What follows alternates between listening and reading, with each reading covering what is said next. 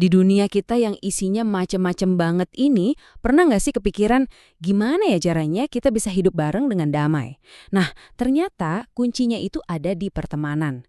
Hari ini kita akan kupas tuntas sebuah konsep yang indah banget dari ajaran Islam tentang cara merajut hubungan baik dengan semua orang. Nah, ini dia pertanyaan besarnya. Gimana caranya kita bisa hidup rukun di tengah semua perbedaan yang ada di sekitar kita? Inilah inti dari pembahasan kita kali ini.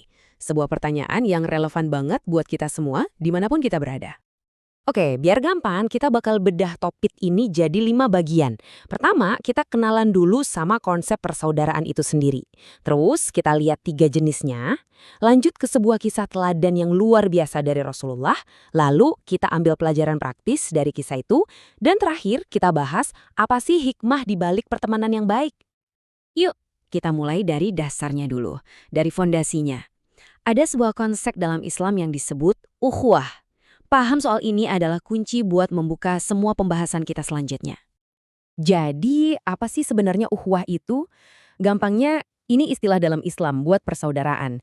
Tapi, jangan salah, maknanya itu dalam banget. Ini adalah sebuah ikatan yang seharusnya bisa melampaui batas-batas suku, negara, bahkan agama.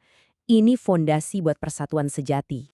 Nah, yang menarik nih, konsep ukhuwah ini tuh nggak cuma satu lapis aja loh.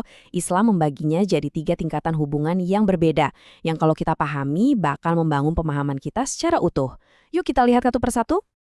Oke, jadi ada 3 pilar nih. Yang pertama, ukhuwah Islamiyah. Ini persaudaraan sesama muslim. Terus yang kedua, ukhuwah watoniyah. Ini persaudaraan kita sebagai satu bangsa, satu tanah air. Dan yang ketiga, yang paling luas cakupannya, ukhuwah insaniyah, ikatan kita sebagai sesama manusia, ciptaan Tuhan. Kerangka yang inklusif banget kan?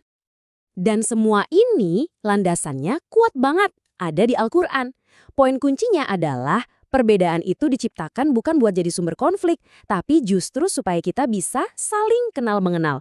Di mata Tuhan, yang paling penting itu bukan dari suku mana kita, atau bangsa apa, tapi ketakwaan kita. Teori kan gampang ya, tapi gimana prakteknya? Nah, sekarang kita lihat gimana prinsip-prinsip ini benar-benar hidup dalam sebuah kisah nyata yang luar biasa dari kehidupan Nabi Muhammad. Sebuah cerita tentang kasih sayang yang gak ada batasnya. Coba bayangin ya, di sebuah sudut pasar Madinah yang ramai, ada seorang pengemis Yahudi yang buta. Setiap hari dia di situ.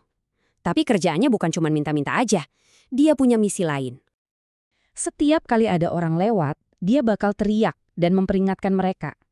Kata-katanya kasar banget dan penuh kebencian. Semuanya ditujukan kepada Nabi Muhammad. Tujuannya cuma satu, menjauhkan semua orang dari beliau. Tapi, nah ini dia bagian yang bakal bikin kita semua kaget. Tiap pagi, tanpa pernah absen, ada seseorang yang datang bawain dia makanan, terus nyuapin dia dengan sabar banget. Si pengemis ini nggak sadar kalau orang itu ya Nabi Muhammad sendiri. Orang yang tiap hari dia caci maki. Kebiasaan ini terus berlanjut sampai akhirnya Nabi wafat.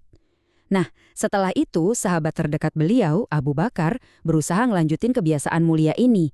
Dia datang bawa makanan, tapi pas dia mulai nyuapin, si pengemis langsung ngerasa ada yang aneh. Si pengemis langsung ngah. "Kamu bukan orang yang biasanya nyuapin aku," katanya. Dan di sini bagian yang paling bikin merinding. Dia ngejelasin, orang itu sebelum ngasih makanan ke aku, dia selalu halusinin dulu makanannya di mulutnya. Coba bayangin, sebegitu dalamnya rasa peduli dan kasih sayangnya. Pas Abu Bakar kasih tahu kalau orang yang begitu mulia itu adalah Muhammad dan beliau udah wafat, si pengemis itu langsung hancur hatinya. Dia nangis sejadi-jadinya, sadar betapa salahnya dia selama ini. Akhlak mulia Nabi Muhammad itu benar-benar menembus kebenciannya. Dan saat itu juga, dia memeluk Islam. Wah, kisah yang luar biasa ya. Tapi ini bukan sekedar dongeng pengantar tidur.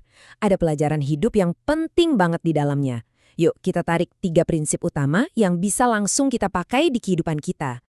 Yang pertama, nolong orang itu nggak pakai syarat. Siapapun yang butuh, apapun agamanya, kita bantu. Kedua, jangan pilih-pilih teman berdasarkan keyakinan mereka. Pertemanan itu melampaui sekat-sekat itu. Dan yang ketiga, ini penting banget. Jangan pernah maksa orang lain ikut keyakinan kita. Kisah tadi nunjukin dengan jelas banget kalau akhlak yang baik itu adalah dakwah yang paling kuat. Oke, jadi apa sih untungnya, apa hikmahnya kalau kita benar-benar ngejalanin ini semua? Kalau kita hidup rukun di tengah perbedaan? Manfaatnya itu, wah, banyak banget. Kita nggak cuma menciptakan perdamaian di sekitar kita, tapi juga di dalam diri kita sendiri. Tali persaudaraan jadi makin erat, dalam arti yang seluas-luasnya ya. Tentu aja perbuatan kayak gini dicintai sama Tuhan, dan di mata manusia kita juga jadi disukai banyak orang. Tapi yang paling penting mungkin, ini bikin kita jadi pribadi yang rendah hati, jauh dari sombong. Kita udah lihat buktinya kan? Akhlak yang mulia itu benar-benar bisa menyentuh hati, bahkan hati yang paling keras sekalipun. Jadi pertanyaannya sekarang bukan lagi bisa nggak ya? Tapi pertanyaan buat kita semua, buat saya, buat Anda.